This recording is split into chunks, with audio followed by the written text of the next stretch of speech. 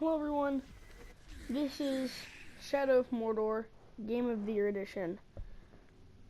Now, I've been doing reviews, and right now I've recorded a review for Overwatch, and a review for Destiny.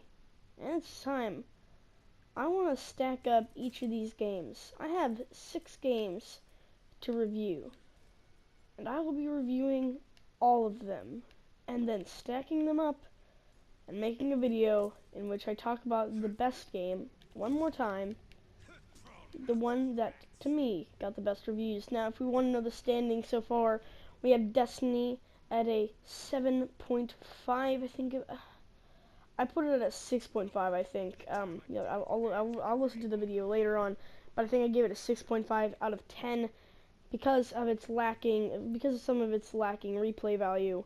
And Overwatch got a whopping 8.5 out of 10, but did not get the complete 10 out of 10 because of its lacking story mode. Now this game is a magnificent game, and we're going to go past the stigmas around it that surrounded it because Warner Brothers paid some YouTubers to play the game and not talk about any flaws.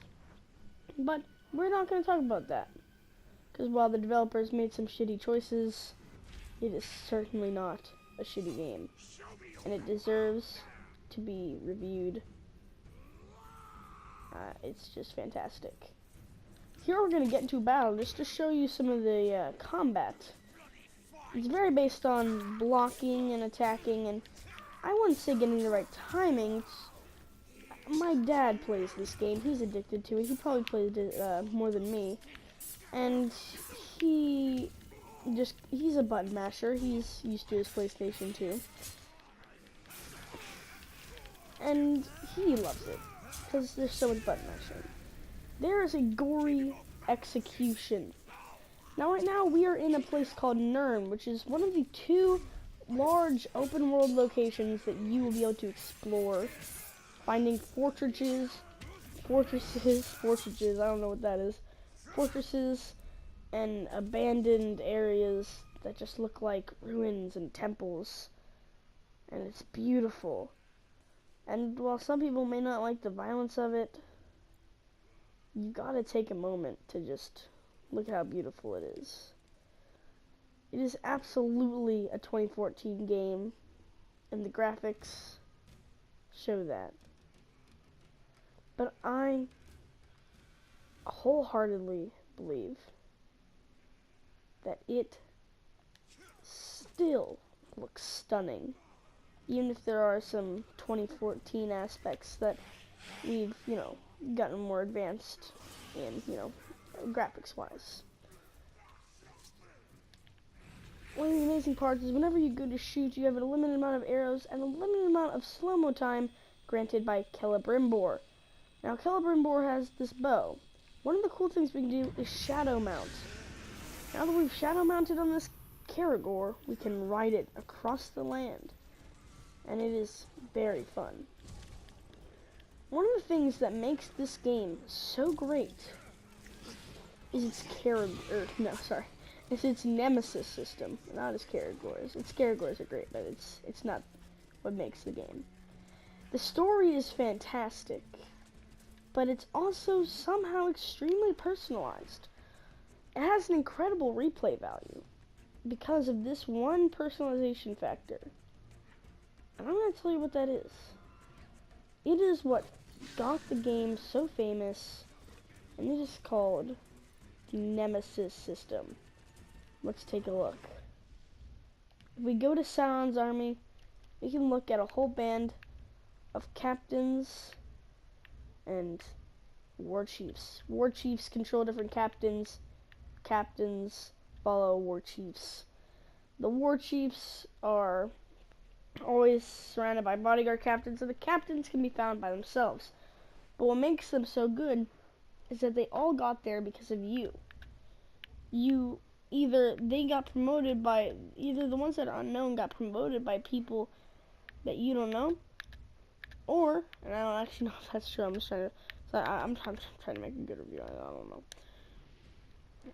Or you got killed by an orc and then they got promoted to captain, and then they killed you again, or something, or whatever.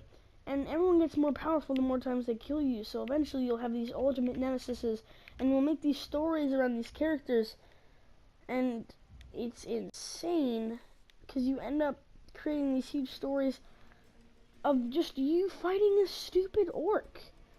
But it gets so powerful, and you have this emotional connection to it, and it's fantastic. It's immersive, and it's crazy how they created this whole story that is different for everyone. The orcs are always different for everyone. Different types of characters and personalities you'll face. It is filled with so much variety, and that is the key word in all of my reviews. Variety. A game has to have variety for it to have replay value, and replay value is what brings it up to those higher ratings. It's that replay value. And this game absolutely has it. It's all thanks to the Nemesis system. And you can just replay this game or play the expansions. The game is $15 because of the stigmas with WB Games' poor development choices with hiring YouTubers. It's only $15 to get all the expansions, and all the expansions expand on the story, and they're just as much fun as the original game, even if they're not as large and as long. And it's still so much fun. Exploring, let's talk about this next part, and that is the open world. Exploring the open world is fantastic. I've already said it's beautiful, but just take a look here. This is a fortress where probably many orcs are. I'm gonna stay up here. And it looks incredible. It really does look fantastic. And you know that you'll jump in there and you'll create a whole nother story. If I run in there and just start fighting people, I'll have another story, more connections. Everything is always just right there. Now, some of the animations are a little wonky because, like I've already said, it is a 2014 game, and it is it's animated with 2014 graphics in mind. It's not extremely advanced because we're in 2017 now. It's not Battlefield 1, and don't expect it to be. This game is fantastic. Even if you're not really into Lord of the Rings or single-player games, I still recommend you play it. Now, while I would call it an RPG, and while I do love RPGs, and I think people who also love RPGs may ridicule me for calling it an RPG, because it does not exactly have much, it does not exactly have a lot of, it doesn't really have, very much character customization when it comes to looks, but there absolutely is character customization and story customization with the Nemesis system. That's what I was just talking about. So, is it a role-playing game? Absolutely. It's definitely an RPG. And I think if you let a RPG player play it, which I would sometimes call myself one of those, if you let a hardcore RPG player play it, I think that they would call it an RPG too. I cannot be called a hardcore RPG player because I don't have enough money to be a hardcore RPG player. It's fantastic, and I want to look at one more aspect. I'll probably talk about some other stuff, but there's one more big aspect that I really want to talk about, and that is another part of the replay value. And this is where we get into stopping, not just like talking about running around the world after you're done, but replaying the game as a whole. It's not something, it is fun, because by the time you're at this point, you are super powerful.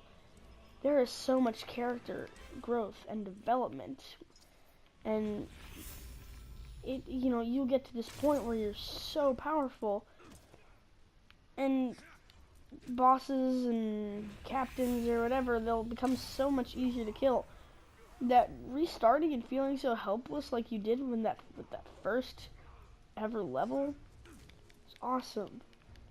how naive you thought, how naive, gosh, I can't even say it, how naive you thought you were, or sorry, how naive you were when you started the game and thought you were just going to be this one area and that you just had these certain set of skills, but it expands so much, and it's fantastic. The characters are fantastic, and that's where I get into one last point. The characters are absolutely incredible. I think that they're amazing. A lot of them have a lot of depth and emotion, but there is one problem, and that is the short interactions. Now, sometimes the interactions don't seem to be as in-depth or emotional or as inquisitive as they should be. You run into some people sometimes, and they won't really care to talk to you, or they won't have questions, or you'll talk to them and then you just leave them or whatever, and you won't talk to them again. And it's not a sense of closure with that character, and I don't think that they go in depth enough with some of the characters, and that is certainly a problem that I think they should fix. It doesn't affect it when you're running around, but with some of the initial reactions when you get further into the game and meet some more characters, it will kind of feel a little bit lacking in that regard. But I'd say in every other way, it is fantastic. And it is certainly a game that for $15, where you can get this and all of the expansions, it is an absolute buy. For 15 to 20 bucks, all of the expansions, Shadow of Mordor should absolutely be on your list. I recommend you play it soon, because in August, I believe August, the sequel, Shadow of War, comes out. And by the looks of it, me being a hardcore Shadow of Mordor fan, it looks like it's gonna be good. Goodbye. Just remember, this is a catastrophically terrible channel. So, why are you watching it? I don't know. I'm not you. I don't know why I wanted to say that, but goodbye. And buy this game. $15. Do it. I will see you in the next video if you decide to keep watching. I'm about to maybe face off against some guys or do another review. So let me give you the rating for this game. I'm sorry, I didn't mean to say goodbye. Oh man. Okay, wait. The rating for this game. Let me talk about that for a second. This is gonna have to go at a 9 out of 10. Now I know that means it's going up against Overwatch. It has destroyed Overwatch. Sorry, Overwatch, but this game has beaten you by 0.5. It's been crazy, but this game is better in its own regard than Overwatch. It is fantastic. It matches all the genres it needs to be in, and in that way, it is better than Overwatch. Goodbye, everyone. This has been Shadow of Mordor shitty ass review. Goodbye.